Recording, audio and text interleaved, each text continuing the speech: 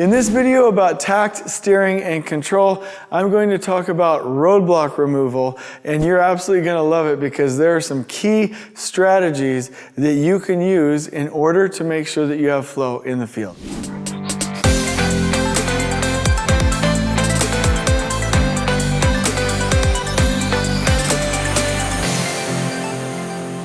So I want to say one thing, and I've said it before. Your job is basically, the zones are like your train tracks, okay? And your train of trades, I hate it when markers do that. Your train of trades is like the engine and the box cars inside the project or inside that phase, okay? So this is the train and the tracks. I want you to know that things that are holding us up with the train, so I'll do T, or the tracks, these are called constraints, okay? These are constraining us, okay?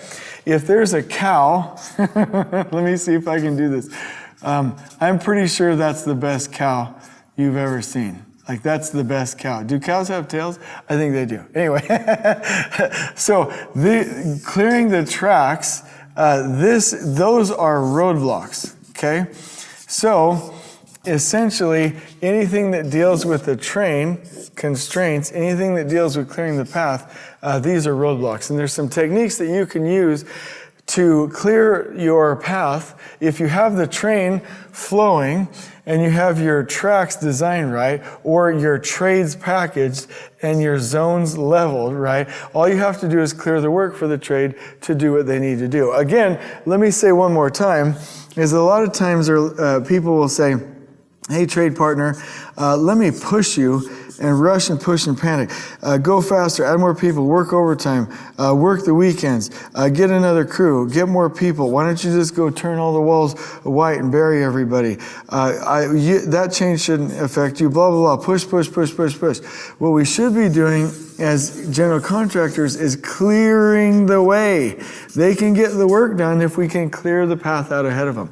So I'm going to talk to you about how to clear the path of roadblocks. All right, so number one, I want to say that when you create your schedule, and remember zone 1, zone 2, 3, 4, 5, if you ever have a phase, you must also have buffers at the end. Remember the pattern.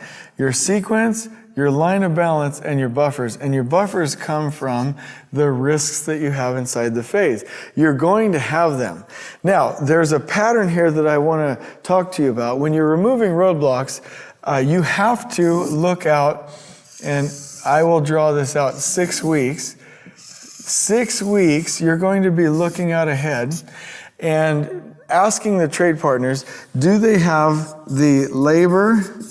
Do they have the materials? Do they have the equipment? And you might want to just write this down and make your own sign. We can make these for you if you want, but labor, materials, equipment, I'm going to call this permissions. Do they have the layout? Do they have the information, right? Whatever it is that makes these tasks ready on the individual basis, 6 weeks out, you're going to be asking your trades, do they have that information? And if not, yep, you guessed it, that's not a permanent constraint. That's probably going to end up being, oh my gosh, you got a roadblock, we can clear it, we can get rid of this thing, and we can help you, okay? So you're looking out ahead. Now, a week out ahead, you'll also be, so that's called your 6-week make ready look ahead plan. I like 6 weeks. You can do whatever you want. Don't be mad at me. The other thing you'll be doing is looking out in your weekly work plan at least a week ahead at the same time. And yep, you guessed it. You will be making work ready, but this like 6 weeks ahead is probably like an 80% commitment because you only have so much predictability out that far. And your weekly work plan, you're asking them for a 100% commitment. So you're asking info, layout, labor, materials, equipment, permissions out ahead, yes, for what they know. But when you're in the weekly work plan, you're pretty certain, yeah, we're close enough to the work. We know what the deal is, right? So yes, you're finding roadblocks out ahead, that's preferred, but you're also looking at, do we have any roadblocks within that week as well? The key here is, there is a KPI called the roadblock removal average. And what this is if this is work and you found the roadblock here, how far in advance are you removing? So F for found, R for remove, I for impact. I want to know the amount of days on average before impact that you are removing roadblocks. And if you have 0, that means you in trouble. 1 or 2, not great. 5, okay, all right. But if you were like at 10 or 15, that means on average, you're finding and removing roadblocks. Oh my gosh, I love this video. You're finding and removing roadblocks here more than you're doing day of, week of, which I really, really like. So looking ahead, doing the weekly work plan is absolutely key to identify and remove roadblocks. See, most of the time in construction, we're living day of. Now, from a mental health standpoint, you want to live day of, but from a planning standpoint, in that day of, you're going to want to be looking out ahead and finding your roadblocks 3, 4, 5, 6 weeks out, or removing them 2, 3, 4 weeks out instead of day of, because then it could create stops and restarts and hold up your project. In addition to looking at your schedule, I also love roadblock tracking maps. You know, honestly, very few people do this. I have no idea why. But in Bluebeam, what I used to do, and I learned this from DPR, by the way, but what you can do in Bluebeam is to create I think it's a polygon around your different rooms or areas, right? What you do is you create that, and you can create a status in Bluebeam, and I'm sure there's other programs that do this, where you could create your different wagons or activities. I freaking love this. Anyway, oh, by the way, LeanTakt does this for you automatically. So I highly recommend using that software. But if you were using Bluebeam to prepare out ahead, you could track, okay, once a contractor was done, let's say they had this zone, this was their whole zone.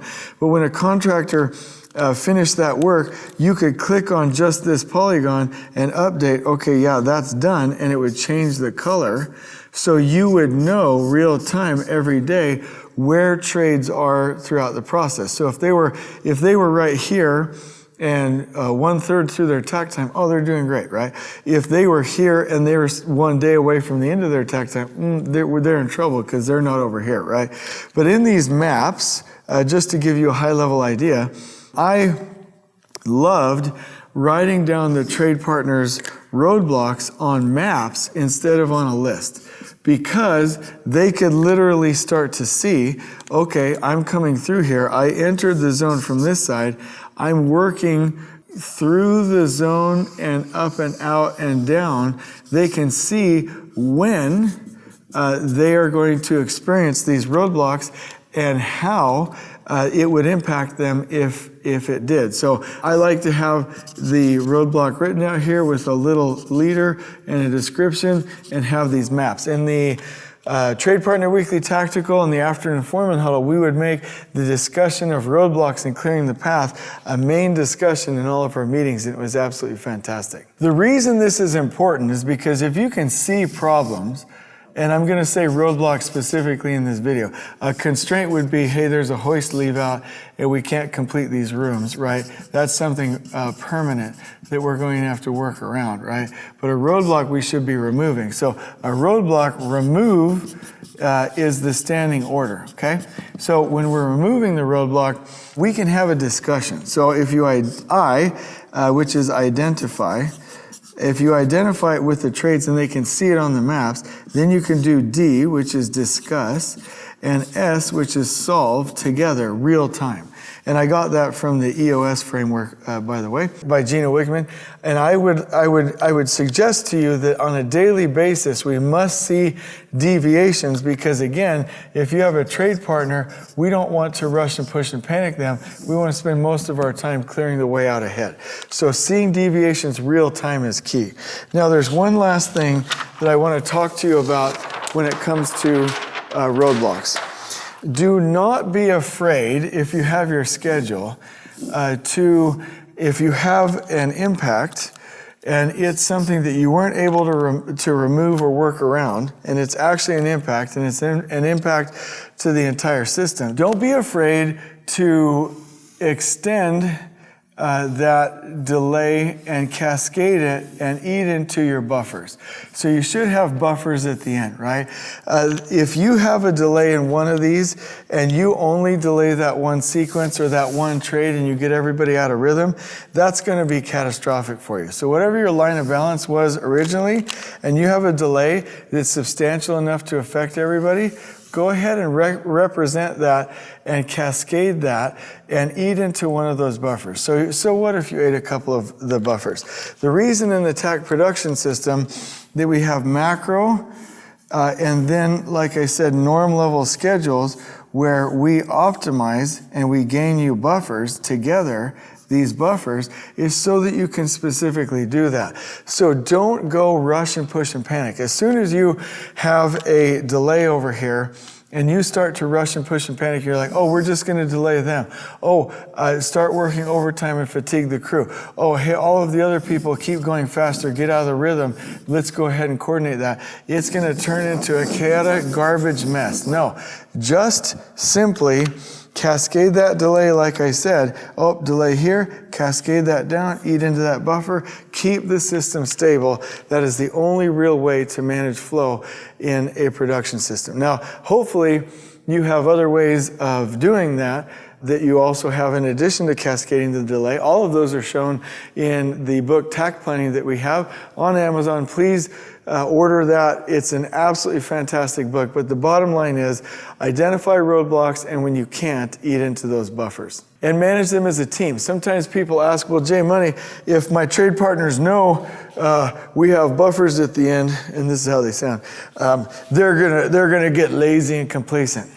No, they're not. I've never seen that ever in my life. Ever, ever, ever. I've never seen a trade partner get onto a job site and be like, oh, you've got 3 days of buffer? I'm going to go get a lawn chair.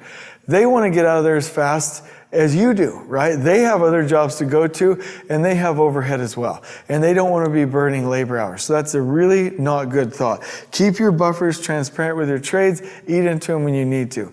That book is key. Please reference it. Please start to identify roadblocks out ahead, and please increase that roadblock removal average. I hope you've enjoyed this video. On we go.